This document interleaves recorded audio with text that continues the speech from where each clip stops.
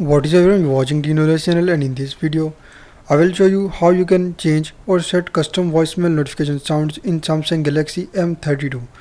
So before starting video, if you are first time on the channel, just don't forget to subscribe and also hit the bell icon. So change or set custom voicemail notification sounds in Samsung Galaxy M32.